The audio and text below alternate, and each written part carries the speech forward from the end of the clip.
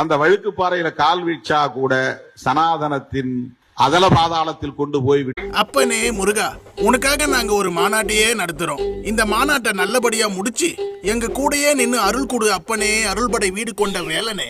டேய், யாரா நீங்களாம்? எதுக்குடா இப்ப திடீர்னு என்கிட்ட வரீங்க? என்ன முருகா இப்படி சொல்லிட்ட? உனக்காக நாங்க வேல் யாத்திரையா பண்ணோம், மயில் காவடி எடுத்தோம். 3 மாசத்துக்கு முன்னாடி கூட ஒரு போராட்டம் பண்ணமே முருகா, மறந்துட்டியா முருகா? நிறுத்துடா சங்கி. அத மட்டும் இல்லடா, நான் எதையுமே மறக்கல. பீகார்லயும் உத்தரப்பிரதேசம்லயும் ராமரை வச்சு கலவரம் பண்ணி மக்களை ஏமாத்துனீங்க. அதுவும் உத்தரப்பிரதேசம் MP எலெக்ஷன்ல தோத்து உடனே ராமரைய கழட்டி விட்டு ஜெய் ஜெகநாத்னு கோஷம் போட்டீங்களேடா, எப்படா மறக்க முடியும்? ஆஹா, முருகன் அலர்ட் ஆகுறாரே.